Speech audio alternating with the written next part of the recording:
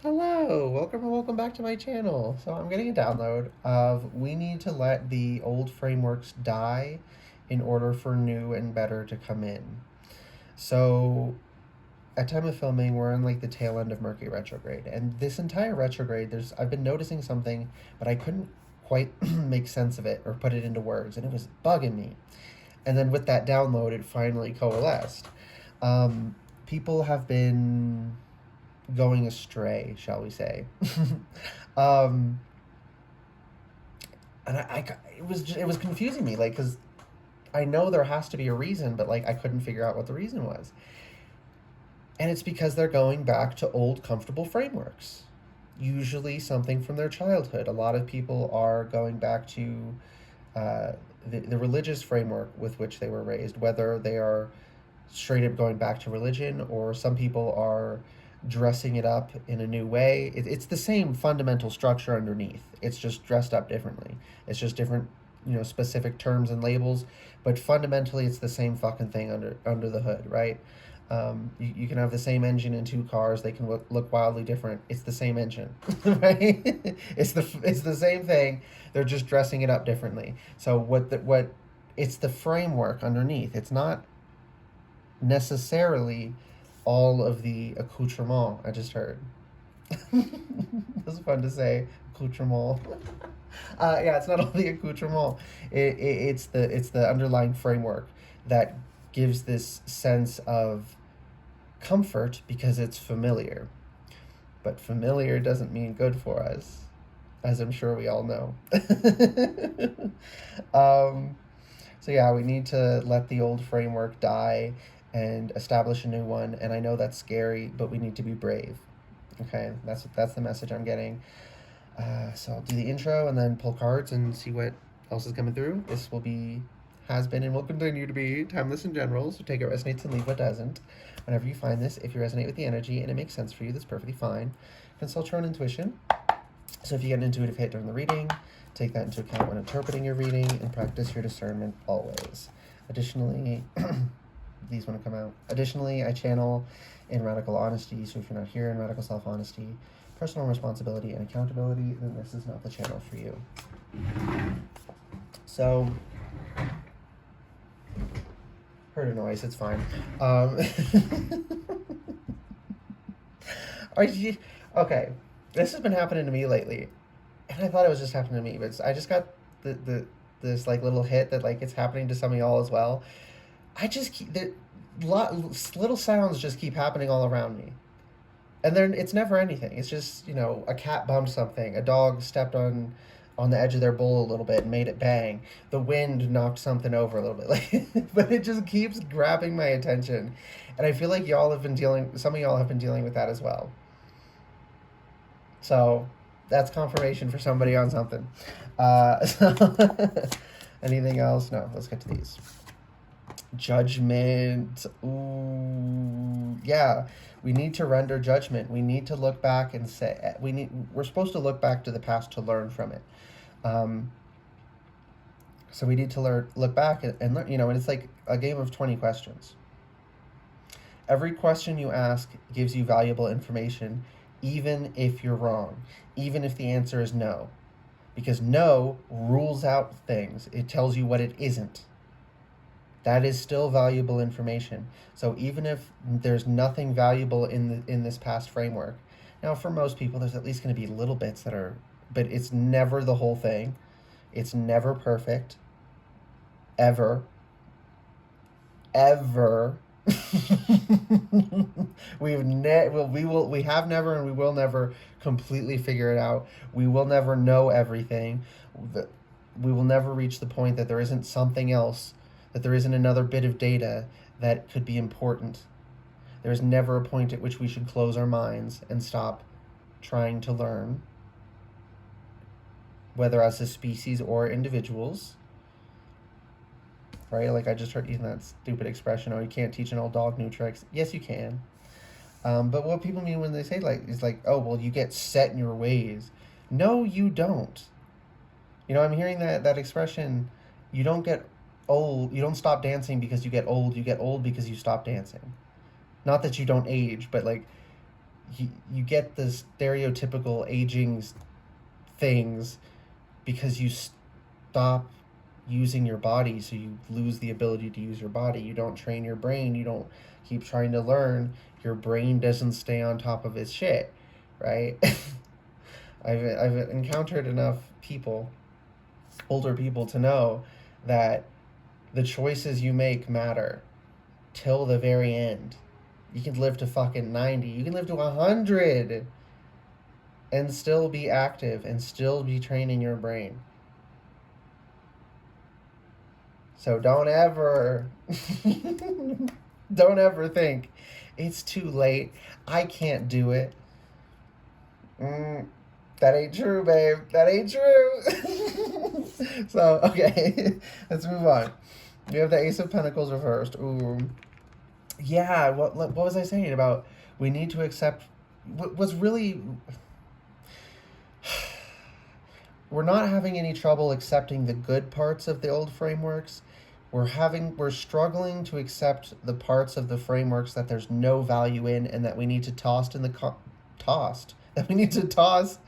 compost pile and let be decay, let it die, let it be recycled into new energy. Trying to hold on to it is just hurting us, right? And it hurts those around us, because if we don't take care of ourselves, we can't fulfill our responsibilities. And also, just energetically, if we're on a bad vibe, we're pumping out bad vibes, that's going to influence those around us. Plus, they're going to see us, so we set the example for them. We're a social species. We observe one another and respond even without thinking about it.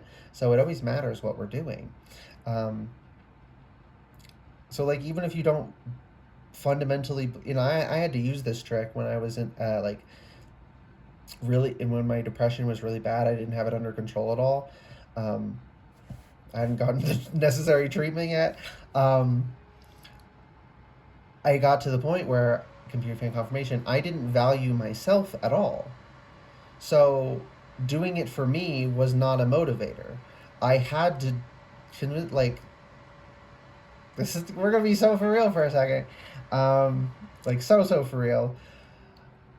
I have had times where the only thing that kept me off the edge, so to speak, is that my cats need me. So it doesn't matter if I want to live or not.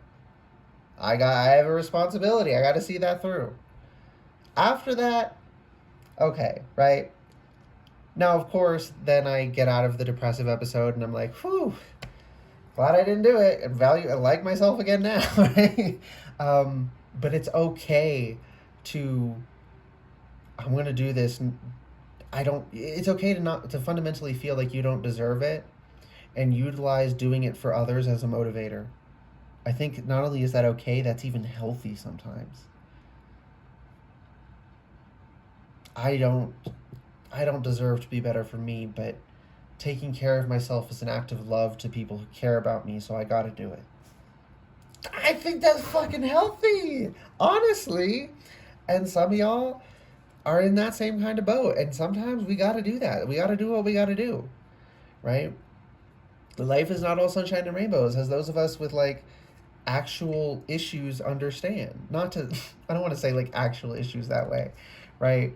But it is different. Some people, like depression and anxiety, there's the disorders, and the disorders cause the mood, but you can have the mood without the disorder. And some people just have the mood because they got bullied, which made them anxious, and then they think anxiously, which keeps them feeling anxious. Some people, a traumatic event happened, which made them depressed, which these are all normal reactions. But they don't have a disorder that's just constantly hitting at them that they have to stay on top of for the rest of their life. Strong high-pitched ring in my left ear and computer fan confirmation. They don't have that. Yes, it's still an issue. Yes, they still need help with that, but it's a different issue with a different solution to those of us who have actual mental health issues, actual mental health disorders, right? I feel anxious in my body in the absence of anxious thoughts. Now, if I also think the anxious thoughts, then that makes me I also get that feedback loop that, thinking anxious thoughts makes us feel more anxious. Same with depression. Thinking depressed thoughts makes us more depressed, right? When you have the disorders, you can also get stuck in that feedback loop. But for some people, getting their mind off of it cures them of the problem. And for some of us, we have to keep our mind off of it and tend to symptoms on top of that. And it's just important to acknowledge that, right? Life is not easy for all of us, and that's okay. But we can't pretend like it's not hard for some people. Like life is actually fair if you really look at it from the right angle. It's not, and that's okay. That's a specific message for someone. The Hanged Man. I just heard that in how am I forgetting that word? What they play between shows? Commercials. Oh my god. Oh my gosh, I was wondering when that was gonna hit me. Commercials. I heard it as like a commercial jingle, right? Like, I can't do it, but there's something about it, and it was giving this like choir energy.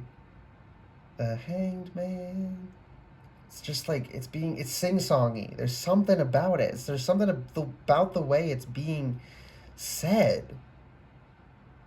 It's really weird because I don't know what it's trying to tell me. Maybe that's for someone. I'm also getting like old sitcom energy. I just heard a laugh track.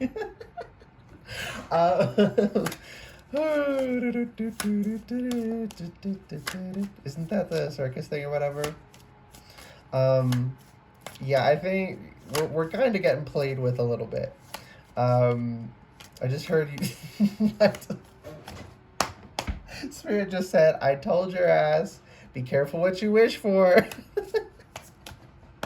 Now we're getting exactly what we asked for, and Spirit's laughing. It's funny. It is funny. We gotta laugh about it. The irony. We have to laugh about the irony sometimes, okay?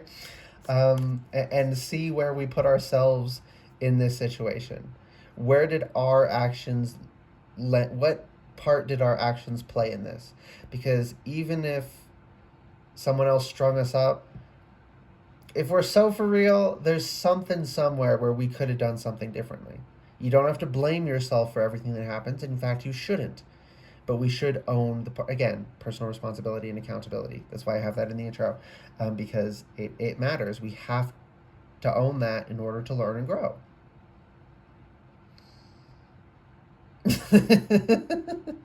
But we're getting laughed at in a loving way. It's I'm seeing like videos of babies when they're begging for the lemon slice, and then they get to try it, and they're they make those faces.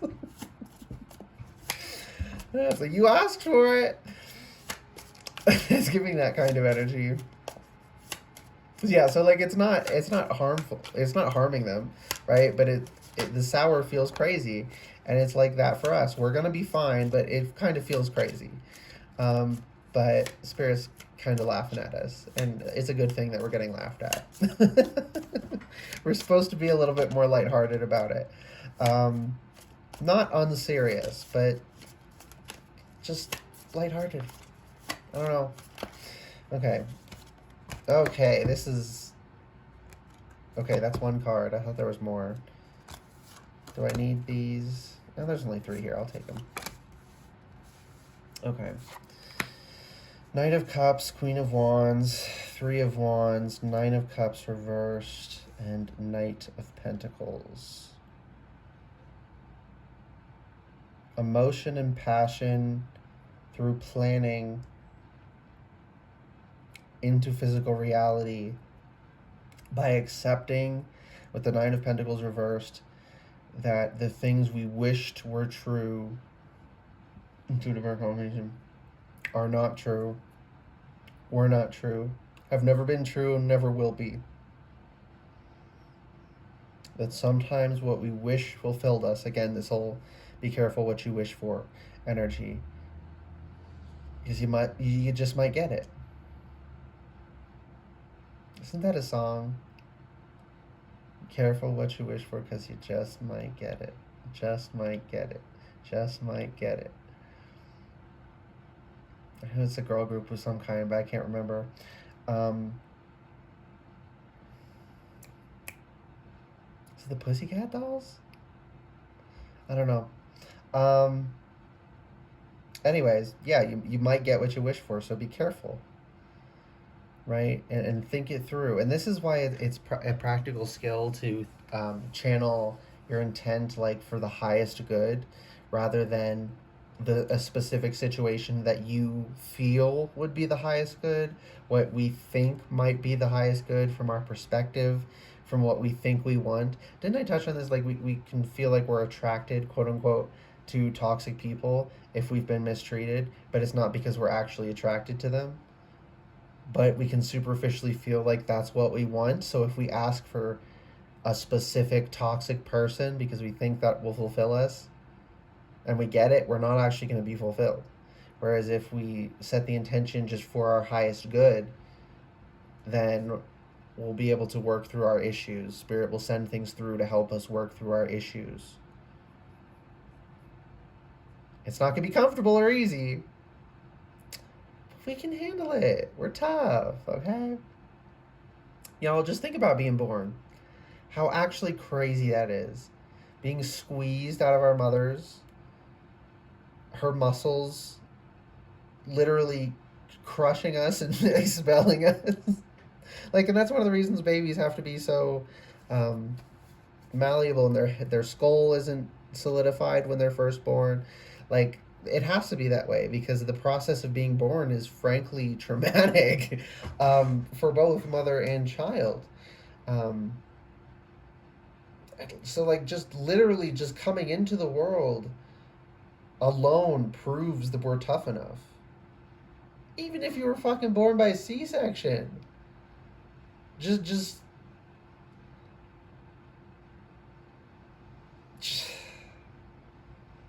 being alive is proof enough that we're tough enough to handle it.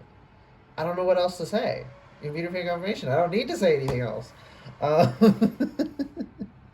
yeah, with the Black Cat in the bottom of the Queen of Wands, I'm getting to pay attention to your intuition, because often our intuition is telling us we really shouldn't be doing this, and we're like, shut up, I want to do this. You know, if we're so for real, I think we've all done that, and we all kind of want to do that sometimes, right?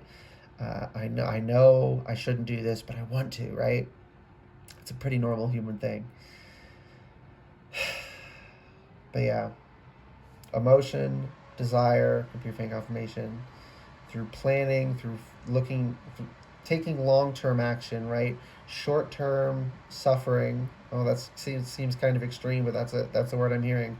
Short-term suffering for long-term fulfillment rather than instant gratification for long-term suffering, right? And part of that, it means making the most of what is real and possible, not necessarily living the ultimate fantasy we once had. And when we do all of that and we channel it properly, it comes in physically. With the Knight of Pentacles, we can physically have real changes that are fulfilling, deeply. High pitch ring confirmation in my head. Thank you. But it takes time, right? Water can be fast or it can be slow, but because it's going through this kind of energy into physical, it's giving me like groundwater, and groundwater moves very slowly because it's like leaching through the pores and rocks. It can take thousands of years for water to move like a mile, right? Even less than that sometimes. And then physical energy is very slow, right? The continents are only moving at like a centimeter a year, I think. Maybe an inch, I don't know, but like even mountains that are rising, they're still rising, but it's at a very slow pace. The whole earth is dynamically moving.